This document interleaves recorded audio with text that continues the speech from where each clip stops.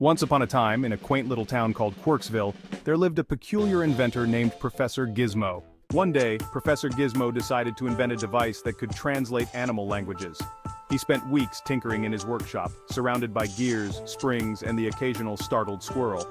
Finally, he unveiled his invention, the Gizmo-Translator 3000. Professor Gizmo, behold, the Gizmo-Translator 3000. Excited to test his creation, he ventured into the nearby forest where he stumbled upon a chatty squirrel named Nutty. Professor Gizmo, perfect! A squirrel! Let's see if this works. Nutty was notorious for gossiping about all the happenings in the forest, from the deer's latest fashion choices to the owl's terrible puns.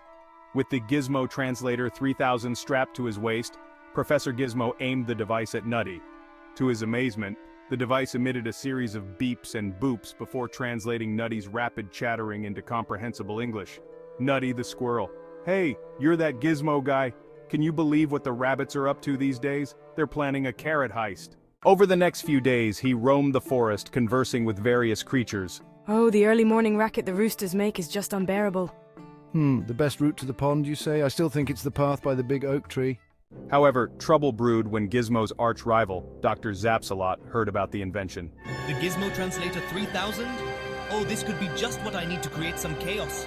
Dr. Zapsalot, a villainous scientist with a penchant for chaos, decided to steal the Gizmo-Translator 3000 to create havoc among the animals. But little did he know the device malfunctioned in his hands, causing all his evil plans to backfire hilariously. Oh, Dr. Zapsalot, there's a huge treasure hidden just over that hill. You should definitely check it out. Hey, why don't you stand right here under this tree? It's the perfect spot for, bird watching. The squirrels sent him on wild goose chases, the birds tricked him into standing under a mischievous woodpecker's tree, and the rabbits convinced him to chase imaginary carrot thieves. This is not going as planned. In the end, Dr. Zapsalot found himself covered in sap, feathers, and thoroughly embarrassed.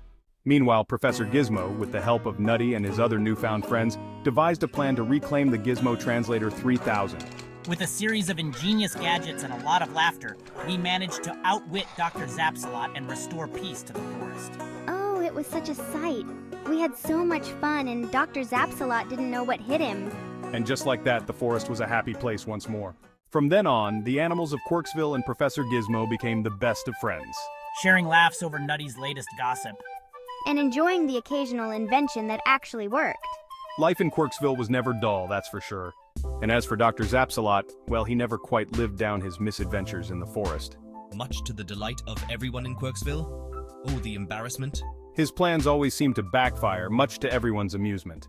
And so, in the quirky town of Quirksville, life continued with a little more laughter and a lot more inventions, thanks to Professor Gizmo and his wacky adventures. The end.